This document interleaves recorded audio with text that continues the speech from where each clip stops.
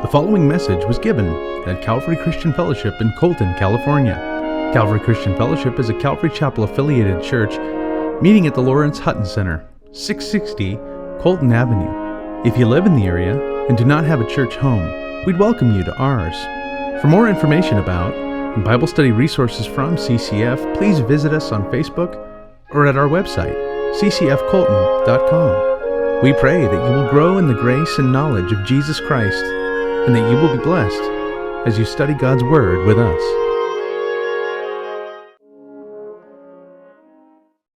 2 Kings 17 verse 1. In the 12th year of Ahaz, king of Judah, Hoshea, the son of Elah, became king of Israel in Samaria, and he reigned 9 years. And he did evil in the sight of the Lord, but not as the kings of Israel who were before him. Shalmaneser, king of Assyria, came up against him, and Hoshea became his vassal and paid him tribute money. And the king of Assyria uncovered a conspiracy by Hoshea, for he had sent messengers to So, king of Egypt, and brought no tribute to the king of Assyria, as he had done year by year. Therefore the king of Assyria shut him up and bound him in prison. Now the king of Assyria went throughout the land, all the land, and went up to Samaria and besieged it for 3 years. In the 9th year of Hoshea, the king of Assyria took Samaria and carried Israel away to Assyria, and placed them in Halah and by the Habor, the river of Gozan, and in the cities of the Medes. In our study last week, we made note of the great incursion made by the Assyrian army, which took a large percentage of Israel's territory. Their shadow now looms large over the entire land of Israel. It's hard to believe, isn't it, that Israel once held a dominant position over its neighbors during the days of David and Solomon. Only 200 years have passed since we started this study. Only 200 years have passed since that time, and now the nation of Israel, for sure, is on the brink of disaster. As we have read, the north will succumb to its long-awaited fate. By the end of this chapter, by the end of this section today, you and I will be a Judah-only study beginning next week. But what would you have been doing if you were living in the south at this time? You know that your northern neighbors are under siege. You know that they are living under occupation. You see what's going on in the north. How would you live during this time? How would you have responded? Well, let's have a look at how they did do in verse 1 of chapter 16. In the 17th year of Pekah, the son of Remaliah, Ahaz, the son of Jotham, king of Judah, began to reign. Ahaz was 20 years old when he became king, and he reigned 16 years in Jerusalem. And he did not do what was right in the sight of the Lord his God, as his father David had done. But he walked in the ways of the kings of Israel. Indeed, he made his son pass through the fire, according to the abominations of the nations whom the Lord had cast out from before the children of Israel. And he sacrificed and burned incense on the high hills, on the high places, on the hills, and under every green tree. You'll recall that Jotham, the previous king, restored a bridge from the house of the kings to the house of the Lord. He put that bridge there so that he could have a proper relationship, so that the king could have a proper relationship between himself, the palace, and the temple. It was a bridge that Ahaz, his son, never sought to use. Ahaz wasn't interested in proximity to God. From his first year at age 20 to his last year at age 36, Ahaz did not do what was right in the Lord's sight. He has his grandfather Uzziah and his father Jotham as examples. He can even look to the prototype, the very first real king over Jerusalem and over a united kingdom, David, and he still makes a choice to live out his reign in wickedness. Ahaz has no heart for God. He walked in the ways, he fashioned himself after the kings of Israel. Ahaz, like his northern cousins, chose idolatry over the worship of Yahweh, though he wasn't necessarily an adherent of Jeroboam's religion. 2 Chronicles chapter 28, verse 2 and 3 discloses that Ahaz worshipped Baal and even entered into the worship of Molech, which required the sacrifice of at least one of his sons. Worshippers who worshipped Molech, we have talked about that in the past. It probably has been so long, and some of you may not have been here when we talked about it. Worshippers who practiced the worship of Molech came to a hollowed-out metallic statue that was heated from the inside. People who worshipped Molech then laid their infants upon the heated metal and burned them to death. To drown out the screams of their children, the band merely began to play louder. That's part of the legacy of King Ahaz, which was unprecedented in the southern kingdom. When other kings reigned, we've made note of the fact that the people were guilty of worshiping on the high places. Now we see the king of Judah leading in that pursuit.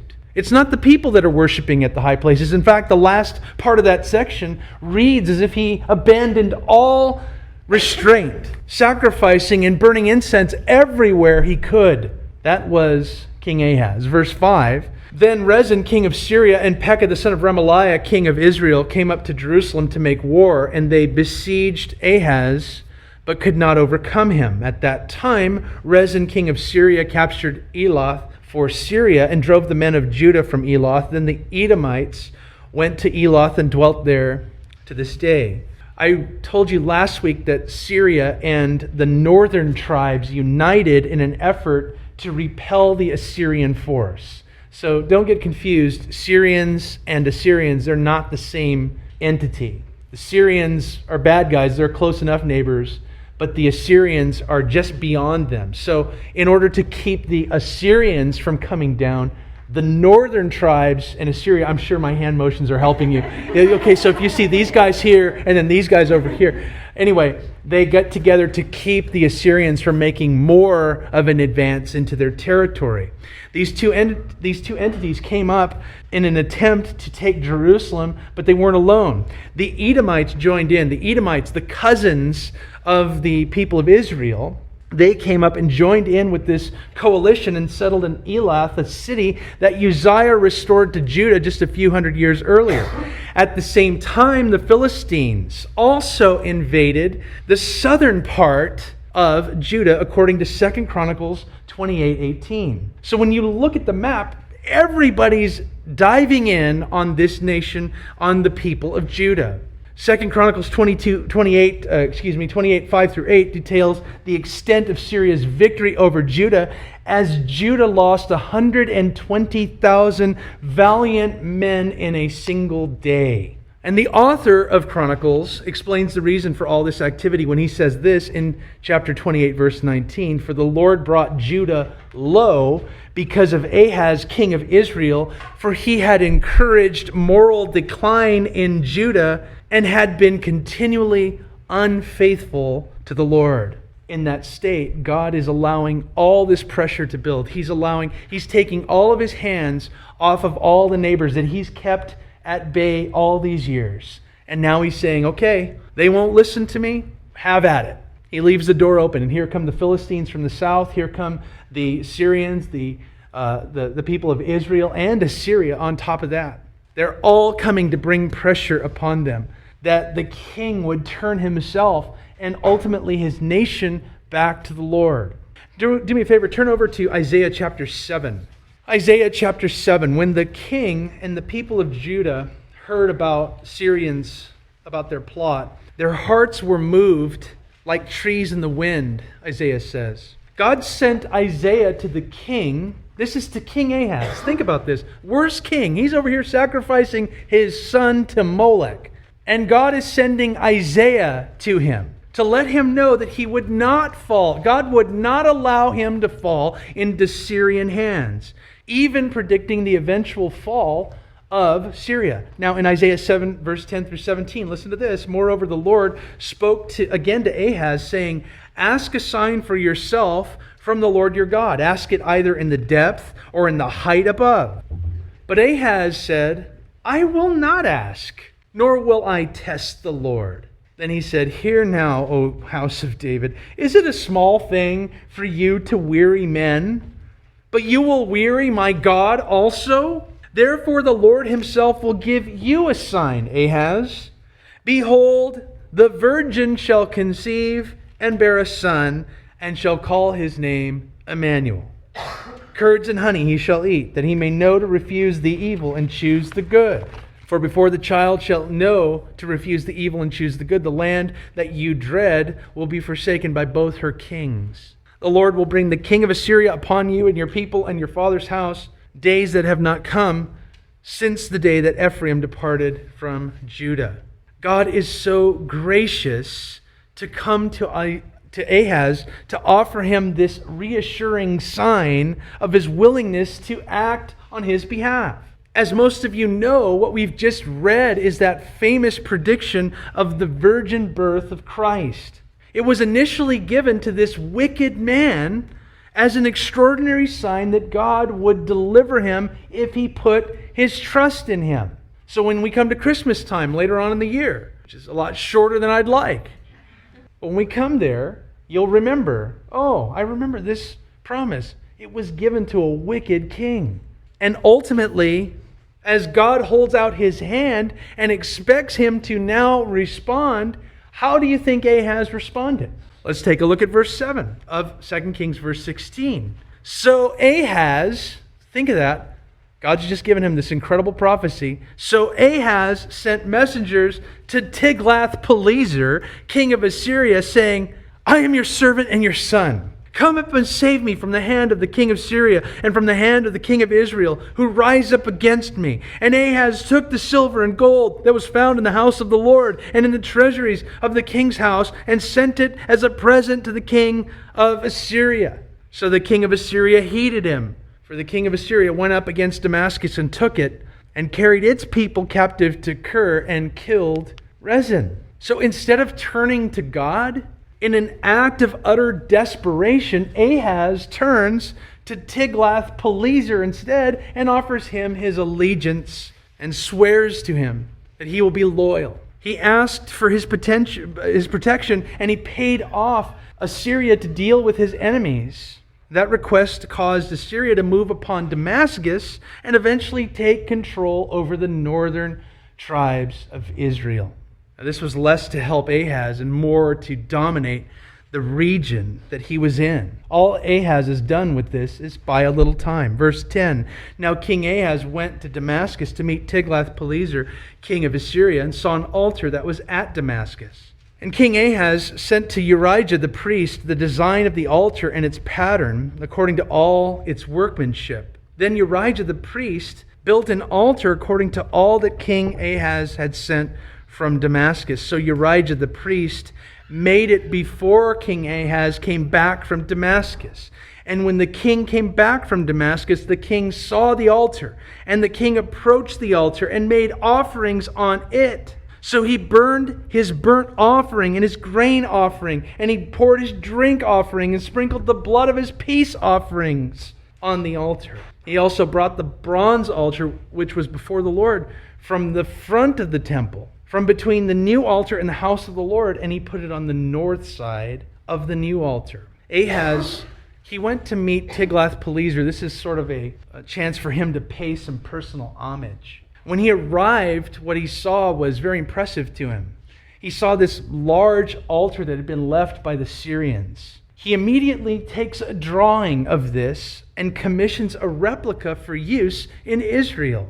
When he returns to Jerusalem, he makes the administrative decision to replace the altar that stood in the front of the temple with this Syrian altar. Now, why would he do that? Some have suggested that this was done to show the Assyrian king his genuine heart. But the author of Chronicles again discloses the true reason. Listen to 2 Chronicles 28, 22, and 23. Now is the time of his distress. King Ahaz became increasingly unfaithful to the Lord. This is that King Ahaz, for he sacrificed to the gods of Damascus which had defeated him, saying, Because the gods of the kings of Syria help them, I will sacrifice to them that they may help me. But they were the ruin of him and of all Israel. So Ahaz wasn't just turning to the king of Assyria, he was now turning to the gods of Damascus, who had just beaten him, but who had just been beaten by this Assyrian army. What a foolish thing. Here is a group of gods that can't help you in one respect. He's only thinking of the fact that he was defeated by them. The Syrians had beaten him, but their gods were no help against the Assyrian army. Where does an altar to a defeated God belong? He puts it in the very temple of God. Now, some of you may remember some time ago when the Ark of the Covenant was placed in the temple of Dagon. Do you remember how that went? You remember that going very well for Dagon? It was a bad time for him. He's now going to put this defeated God's altar in the temple of the Lord. Think about what that might mean. Verse 15, then King Ahaz commanded Urijah the priest, saying, on the great new altar, burn the morning burnt offering, the evening grain offering, the king's burnt sacrifice, and his grain offering, with the burnt offering of all the people of the land, their grain offering and their drink offerings, and sprinkle on it the blood of the burnt offering and all the blood of the sacrifice. And the bronze altar shall be for me to inquire by. Thus did Urijah the priest, according to all that King Ahaz commanded.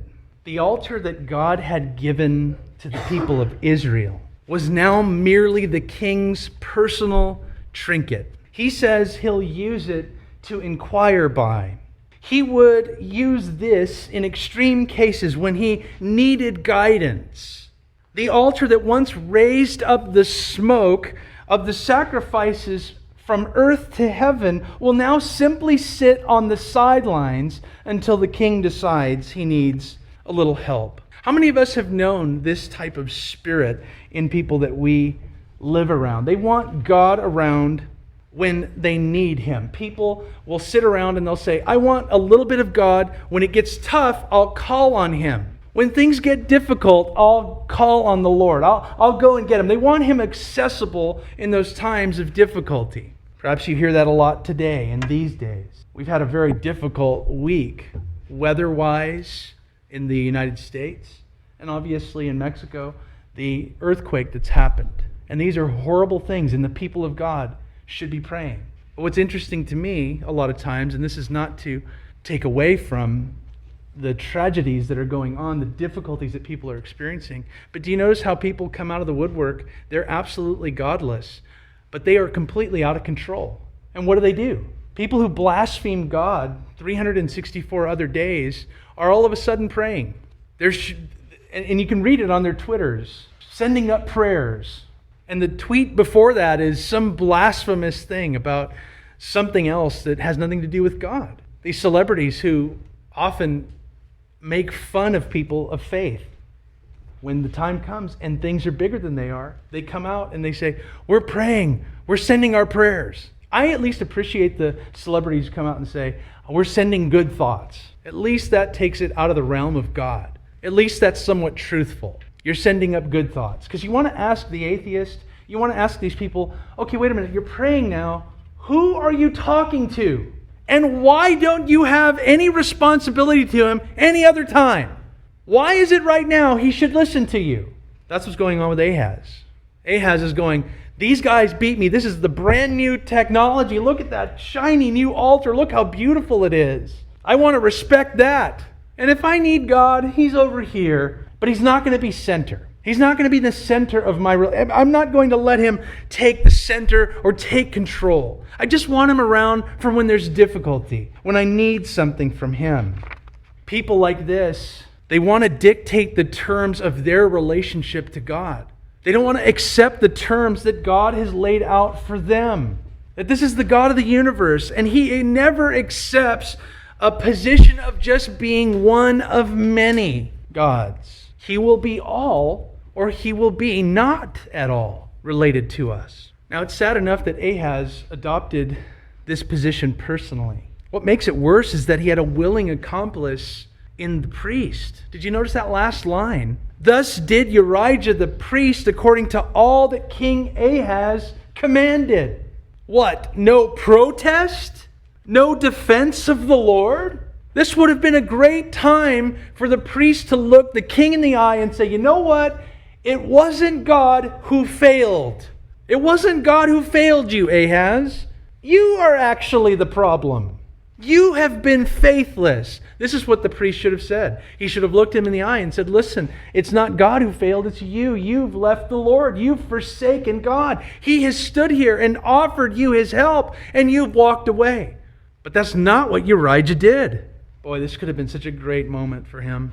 I wonder how many times we've been in the same spot where we don't tell our friends the truth. We just comply. We just stand back and let it happen. This would have been a great time to stand firm and convince his king that it was not too late to turn to the God of Abraham, Isaac, and Jacob. What would have happened if he had stood there and stood his ground? We'll never know. It's very likely Ahaz would have just killed him or something and gotten another priest to stand there. But when you think about it, you can almost understand Ahaz's decisions. He comes from the political world. He's just seen the Syrian king defeat him. He's seen their effectiveness. He might even be taking a cue from the Assyrian king. All of his idolatry may be linked to an ill-advised attempt to pacify and imitate Assyria. But that's not Uriah's vision. Uriah's been living in the temple. He's known the power of God. He's seen the presence of the Lord. He knows the faithfulness of God in history. And here he stands silent. And all he does is say yes. He remembers his own personal history. He knows that in Uzziah's day, when Uzziah came storming into the temple, that the high priest stood there and with 80 of his men stood to oppose Uzziah at the very risk of their lives. Uriah doesn't fear the Lord at all. He fears the king. And he just says yes and lets him do whatever he wants. You can imagine his punishment was far worse than the king's. Verse 17, and King Ahaz cut off the panels of the carts and removed the lavers from them, and he took down the sea from the bronze oxen that were under it and put it on a pavement of stones. Also he removed the Sabbath pavilion which they had built in the temple, and he removed the king's outer entrance from the house of the Lord on account of the king of Syria. Now the rest of the acts of Ahaz which he did, are they not written in the book of the Chronicles of the kings of Judah? So Ahaz rested with his fathers and was buried with his fathers in the city of David. Then Hezekiah his son reigned in his place. There are some who believe that the king's actions were taken here to preserve the valuable items from the king of Assyria. It's just as likely that he did this and removed these items to make the temple complex more appealing to the king of Assyria. Either way, there's a presumptive air about the young king Ahaz. These were not merely men's ornaments which had come from their own ingenuity.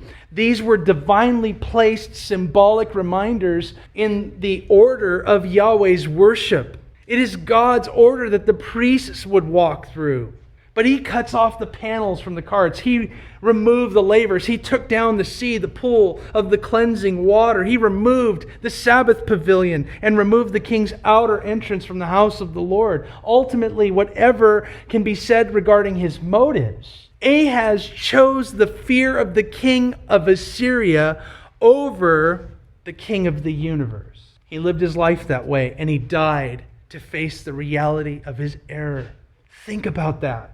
The decisions we make in fear of other people. Someday we will stand before the one we should have feared when we made those decisions. Someday we will face the one that we should have feared when we feared those other people. Undoubtedly, Ahaz is the most wicked king of Judah to date. He proceeded from two fairly righteous kings and embraced evil. What do you think his child would have been like? If you don't, maybe you know about what's going to happen. Maybe you do, maybe you don't. I don't know. I can't really gauge with whether you guys read ahead or not. I have money on the fact that you don't, but Vegas odds. And I don't blame you. This is a tough set of scriptures, isn't it? When we go through this, how do you keep all this stuff together? So I don't blame you. I know it would be difficult. But when you think about Ahaz, what kind of child do you think he would have had? Based on all that you know about him right now. I mean, you and I, we sit here and go, well, Uzziah was a good king and Jotham was a decent king. And then comes Ahaz. And we go, what a mystery.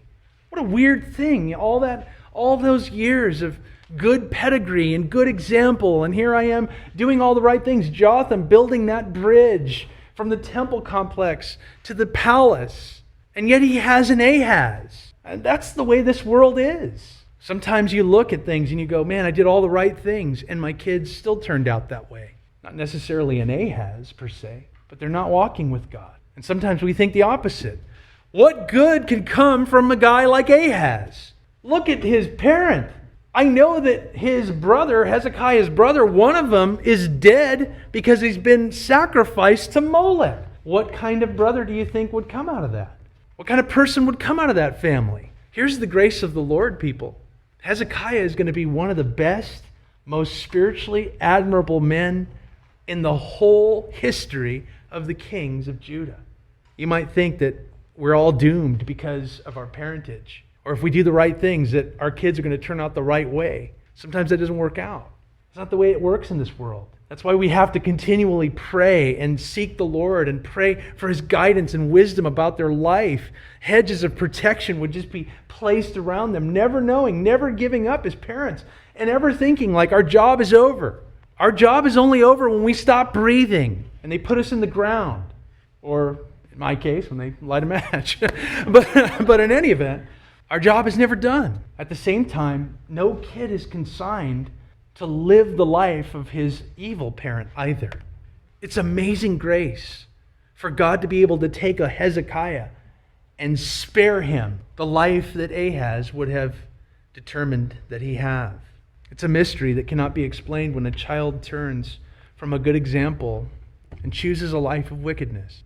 But it's a triumph of God's mercy when the opposite occurs. Ahaz's death and darkness that he left behind is swallowed up in the light of Hezekiah. And it really can't happen soon enough. Take a look at chapter 17. In the 12th year of Ahaz, king of Judah, Hoshea, the son of Elah, became king of Israel in Samaria, and he reigned 9 years, and he did evil in the sight of the Lord, but not as the kings of Israel who were before him. Shalmaneser, king of Assyria, came up against him, and Hoshea became his vassal, paid him tribute money. And the king of Assyria uncovered a conspiracy by Hoshea, for he had sent messengers to So, king of Egypt, and brought no tribute to the king of Assyria as he had done year by year. Therefore the king of Assyria shut him up and bound him in prison. So now we return to the north. And the final king of Israel, people, this should make you so happy. Some of you who've been dying like, are we in the north or in the south? Are they wearing blue or are they wearing gray? What's going on? Here's an interesting man, Hoshea. First, because most people believe him to be an Assyrian-appointed regent king. He's a little lackey of the Assyrian nation. Second, ironically, his name means salvation, deliverance. Literally, he represents Israel's final chance to be saved from what was nearly their determined fate. Third, did you notice this about him? He did not do evil in the same way that his predecessors did. How would you like that to be said about you? They weren't as evil as the other guys. But the sentiment seems to be one of degree. He didn't live up to the previous standard of evil. When Hezekiah invites the north to join them in the celebration of the Passover, we'll find this out later, Hoshea actually allows the messengers to bring the invitation and does not stop the few participants who want to join in, according to 2 Chronicles 30, verse 5 and following. So this could be some of the reasoning behind this statement, that he was actually willing to allow some of God's worship to take place in his land. Though I suspect some of his lesser evil status was really owed to the fact that he was simply a puppet king for the people of Assyria. He largely existed to carry out Assyria's desires, was not really allowed to act outside of those parameters. And he managed to carry this out very well for 6 years. And when Shalmaneser succeeded Tiglath-Pileser, you guys know, right? You're following all this, right? When this change came about, Hoshea believed that he could capitalize on Assyria's change in power and perhaps even save a little money at the same time. So what does he do? He sends messengers to the Egyptian king to propose a new alliance with him against Assyria. So Hoshea, whose name means salvation, sought deliverance for God's people by reaching out to Egypt. Anybody feel what's wrong with that picture? What an irony. The last king of Israel is looking for deliverance from the people that initially kept the people of Israel in captivity. When the Assyrian king discovered his plot, and I could just imagine how he must have thought, how man, I'm being so secretive and whatever else. You know how kids are when they act like they're not doing anything wrong, but you could see it all over their face. Whatever his plot was, however he thought he was dealing in secret or whatever, the Syrians found out. They showed just how strong they were. He had underestimated how strong they might have been, and he imprisoned the vassal king. Verse 5, now the king of Assyria went throughout all the land and went up to Samaria and besieged it for 3 years.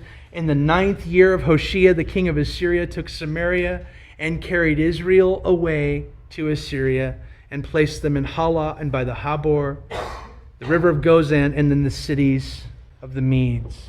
So Hoshea's plot became the act of war that Assyria needed to fully assert himself over the northern kingdom. And after holding out for 3 years, the king took Samaria and relocated the citizens of Israel to these foreign lands. We'll learn more about Assyria's modus operandi, but to suffice it to say, this is what they did. They took out the smartest, the most influential, the richest people of a land, and they took them to other lands and deposited them in foreign places that they knew nothing about. And they left the least influential, the least powerful in the land to maintain whatever crops and whatever kinds of things they would still want to receive from the land. That's how they did things. These people who are being taken will never come back. This is the end of the nation of Israel, the 10 northern tribes. Now, some people have asked, whatever happened to those 10 northern tribes? How does God keep an account of where they are? There's some people who believe that in Britain, that there are 10 northern tribes there that are lost, that are kind of met by various names or whatever else. That's just a foolish way to think. You'll remember that when Jeroboam I had implemented his worship system, that many of the people saw that as a harbinger of defeat for the northern kingdoms, and they moved down into Judah. So there were a lot of people from the north who, when they saw that, they said, no, we're going to go down into Judah and hang out there where God is honored. That's the remnant of that entire kingdom. But as a whole, Israel is now gone, vanquished. They would lead their people away, the Syrians would. They would remove your clothing, and they would take a fishhook, and they'd put it up into your upper lip, and they would tie you in a train, and they would take this string, and they would make it nice and taut so that you couldn't be at a certain distance from the person in front of you. So that when they led you away, you were naked, and if you moved, you would bring all this pain upon yourself because the fishhook had gone up through the roof of your mouth into the front of your lip. So if you even thought about running away or whatever, you would think twice right away. It was absolutely humiliating, completely dehumanizing, thoroughly cruel how they were treated. This is a nation who once had the defense of God around all their borders, and now they are being led away captive by the most cruel and vicious people who probably have ever lived. What a sad moment. Of all the cities that you see there, you'll see the only ones that we really know about are the cities of the Medes. That would be the area of the people of Iraq and Iran. Today, that would be that area that they would be in. We'd go a little further usually, but I think this will be enough to leave here. What we have is 2 kings that we've looked at. The king of Judah, Ahaz, the king of Israel, Hoshea. We have 2 kings who have made 2 very poor choices. Ahaz was told by God himself that he would not allow the Syrian kings to take over Judah if he would just trust him, if he would believe him. Ahaz reached out to the king of Assyria, the strongest king of the region. He hedged his bets with the guy who was the winner. He made a poor choice. Hoshea, his name means salvation. He knew of his people's history. He knew of his people's God. And when he needed deliverance, he turned not to God, but to Egypt, a nation that once enslaved his own people. These men faced the crisis of their time, choosing the hands that seemed most powerful and reliable to deliver, only to realize that they reached for the wrong hand. You and I can look at this and say, oh man, these people are really stupid. I mean, gosh, it's obvious. Would you pick the Egyptians? Would you pick the Assyrians? Certainly that's a stupid thing to do. Who would go with the mighty Assyrians or the powerful Egyptians? And yet how often are we the ones to step back and trust in our own methods, our own wisdom, the people in our lives that we trust who we think are really smart? How many of us are going to trust in the banking institutions and the various other things that we trust in before we put our trust in the Lord? Which hand will we reach out to in our time of crisis? May it be the Lord. May this remind us of the importance of always turning to the Lord in spite of what it looks like in the world, in spite of the might that might get us in terms of Assyria, in terms of the strength that they would have, or the old wisdom and the old strength of Egypt. May we choose the right hand of our God. Let's pray.